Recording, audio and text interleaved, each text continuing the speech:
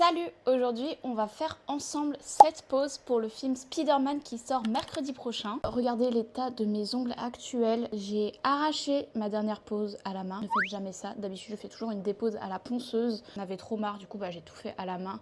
Là, c'est parti.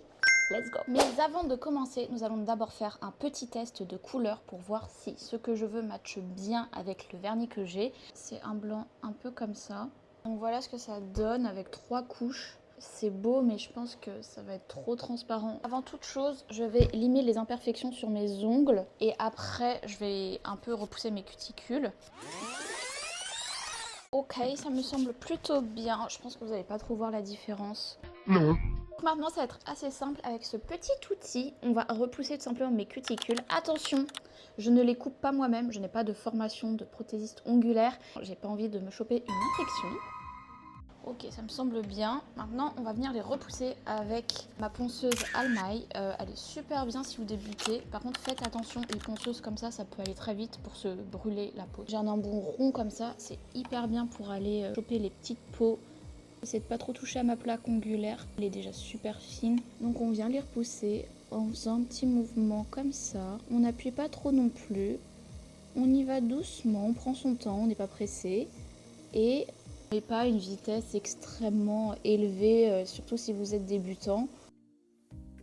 Donc là c'est bon, j'ai repoussé mes cuticules. Donc maintenant je vais me laver les mains et après on va choisir les tailles de capsules et mettre le nail prep, le primer, etc. etc. Là du coup je vais venir poncer l'intérieur de mes capsules qui vont être au niveau de la plaque ongulaire. Comme ça va bien agripper mon ongle. Ok, donc maintenant on va appliquer du nail prep et après du primer. Ça sert à déshydrater l'ongle il me semble et ça aide à l'adhésion de la capsule sur l'ongle. Donc on en met vite fait. C'est normal si des fois ça peut chauffer un peu l'ongle pour certains ou piquer. En tout cas ça fait un effet froid, c'est plutôt agréable moi je trouve. Voilà.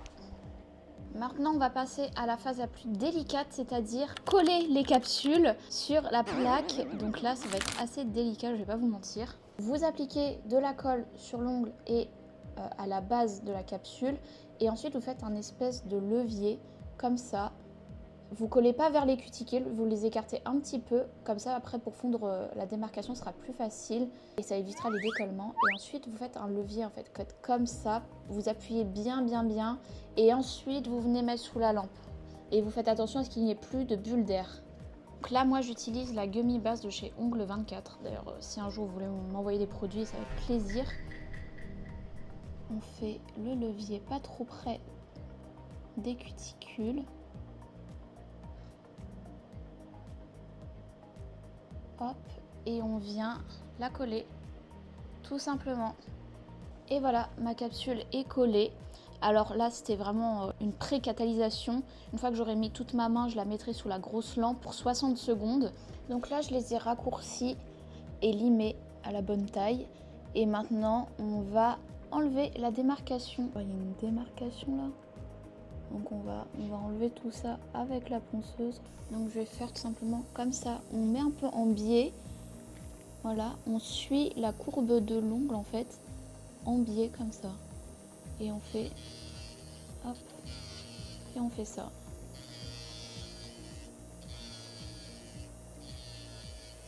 Et voilà. Et là, on ne voit plus la démarcation. J'ai enfin limé toutes les démarcations, voilà ce que ça donne. Malheureusement, je n'aurai pas le temps de faire le reste maintenant. Du coup, on va devoir attendre demain. Ok, donc c'est reparti, on est le lendemain. Là, j'ai mis les premières bases de couleurs. Donc j'ai fait 3 couches pour cela et 2 couches pour les couleurs. Du coup, ici, je vais mettre le Spider-Man en 3D. Ici, ce sera une French avec du rouge et du bleu pour représenter un peu le costume de Spider-Man. Ici, ce sera la tête de Spider-Man. Ici, je pense que je vais rajouter une étoile blanche et ici des toiles d'araignée blanche, je pense. Donc maintenant, on passe au nail art. Alors vous allez prendre la couleur noire et un pinceau assez long pour pouvoir tracer la tête de Spider-Man. Alors tout va se jouer en symétrie. Vous allez commencer par faire une étoile, tout ça.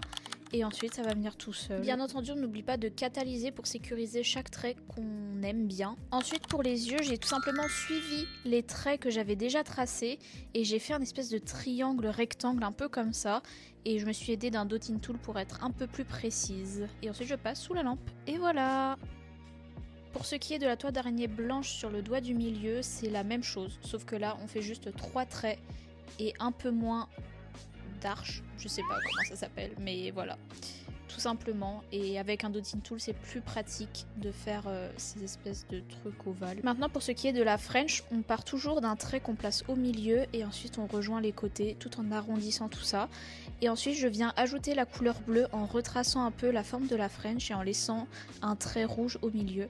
Et ensuite je fais l'araignée à l'aide d'un dotting tool tout simplement.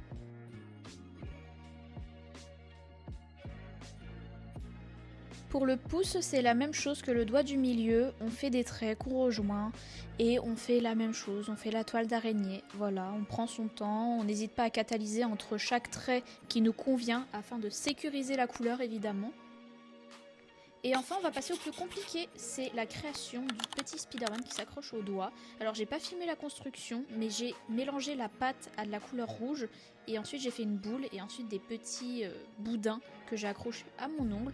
Ensuite j'ai catalysé, j'ai mis de la couleur rouge par-dessus, j'ai recatalysé et j'ai fait du coup la même chose que j'avais fait sur le doigt d'à côté, c'est-à-dire la tête de Spider-Man tout simplement. Et bien évidemment je catalyse entre chaque pose. Enfin je termine par un top coat de chez Ongle 24, un top coat ultra brillant.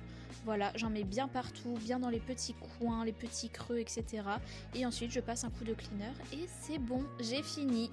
Je pense que ça m'a duré un petit peu plus de 3 heures peut-être cette pose, parce que la main de gauche était assez compliquée, mais voilà.